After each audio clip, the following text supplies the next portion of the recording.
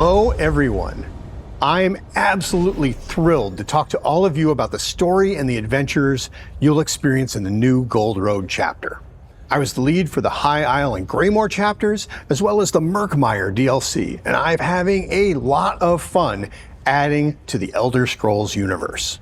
Every part of Tamriel is unique and has its own emergent storylines, and Gold Road is no different. The West Weald region lies just east of the Gold Coast. Ruled by the Colovian Count Calantius, it is an independent nation allied to the Imperial forces currently occupying nearby Cyrodiil, and it is under attack. Sweltering jungles replaced a third of the West Weald seemingly overnight. While the Wood Elves in the region seem friendly and as bemused by the situation as the displaced Imperials, Count wants to find out what happened and how he can keep from losing any more of his realm. Surprisingly, however, this Dawnwood jungle overgrowth isn't the most pressing concern for you and your fellow adventurers. Laramil the Wise, an ally of Hermaeus Mora, is back. She's investigating the reappearance of Ithelia, the Forgotten Prince, who was introduced at the end of the Necrom chapter. Laramil reveals that scions of Ithelia are searching the West Weald for her, wreaking havoc in the region. They believe that the Forgotten Prince had some connection to the aliens who once dwelt in the ancient ruins scattered throughout the zone. These scions are desperate to help Ithelia recover her memories and powers and show no mercy to anyone who gets in their way. Reality itself is under attack, and no one knows exactly how or why the Forgotten Prince has returned. It's been a very long time in any Elder Scrolls game since we delved into the nature of a new Daedric Prince. What effect will the appearance of this long-forgotten prince have on the West Weald, Tamriel, or Nirn itself? How indeed can a Daedric Prince be forgotten? More importantly, how can you, the adventurer, counter Ithelia's effect on the West Weald? Well, I'm not going to tell you, at least not yet. You have to play Gold Road to find out. But don't worry, in addition to the eccentric Laramil the Wise, you have some new and returning allies to help you unravel these mysteries. There's Baragon, ex-adventurer and brother to Evely Sharparrow, and Tribune Alia Idolus, a brash Colovian centurion working for Count Calantius. Outside the main story, we're bringing back the vampire Fëanorian of the Raven Watch, Khajiit investigator Mizik Thunderboots, and a few other fan-favorite allies to also help you in your journeys. There's political intrigue rivaling the tales told in Orsinium and High Isle, supernatural threats on the same scale as Somerset and Greymoor, assaults on the West Weald as powerful as any fiery dragon attack in Elsewhere or Daedric Darkanchor invasions from the base game long ago. Players can choose how they progress the main story of the Gold Road as well. There's a non-linearity to the questline similar to that presented in Hrothgar and Necrom. You'll have to follow the threads to see just where they take you. And over everything is the threat of the forgotten Daedric Prince and her minions. There's something for everyone, all along the Gold Road. I'm looking forward to seeing how you fare. Good luck and happy hunting in the West Weald. Since ESO's launch, we've added a ton of new areas for players to explore across all corners of Tamriel and even the realms of Oblivion. Ed just shared some details about the story in West Weald, so now let's learn about how the team brought this space to life. To tell us more about this world you can explore in the latest chapter, we've invited ESO's art director to share more about this colorful but chaotic part of Tamriel.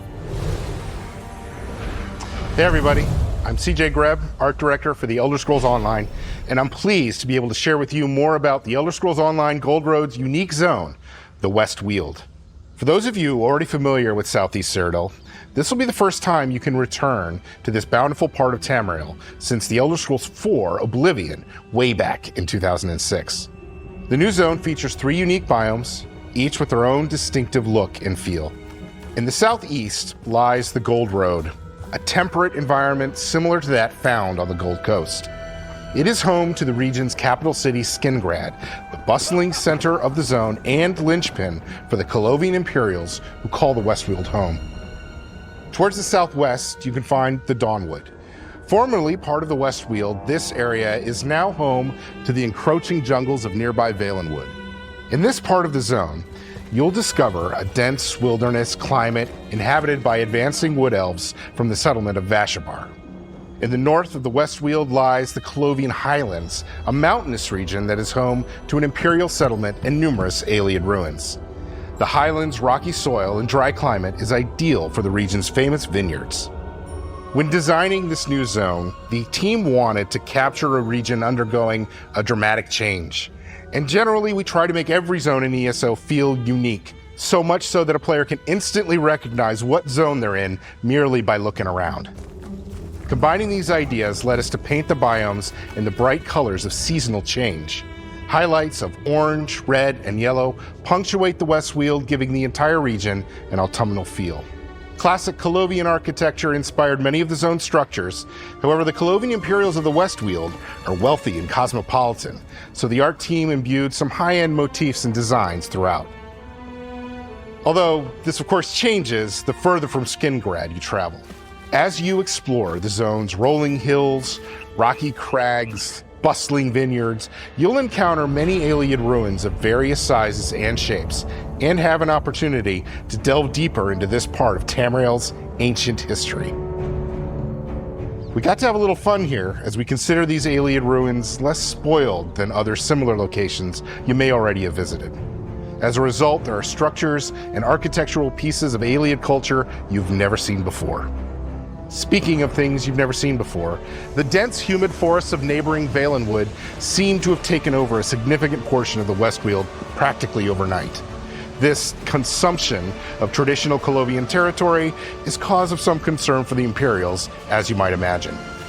Even more alarming is the Wildburn, a volatile area that separates the Dawnwood from the Colovian Highlands and Gold Road, comprised of sickened, magically twisted land and even more volatile beasts.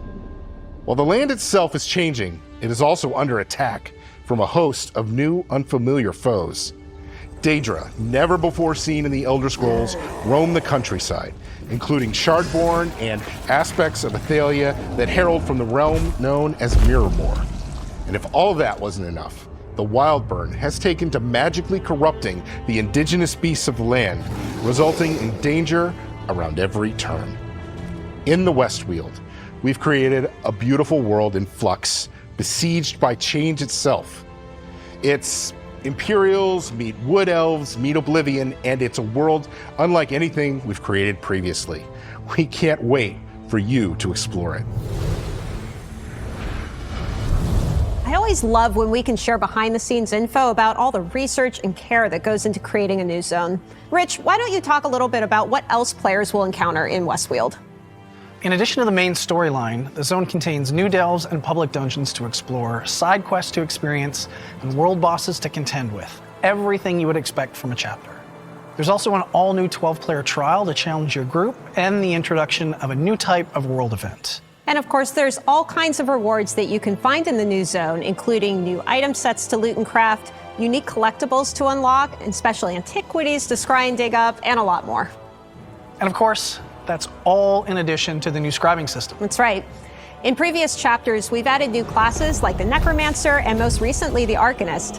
We've also added new gameplay systems that we continually update, such as treasure hunting with antiquities, our deck-building card game, Tales of Tribute, even our housing and furnishing system, and of course, companion system, which allows you to bring an ally to fight alongside with you.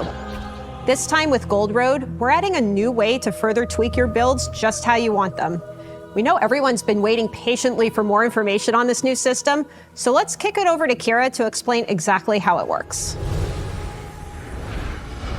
Play Your Way is one of Elder Scrolls Online's biggest pillars, and we're always looking to give our players even more ownership over their characters and their skills. For Scribing, our system focus was around roleplay and choice. We wanted to give our players the power to customize skills to enhance their roleplay and have more agency in choosing and creating those skills that are right for them.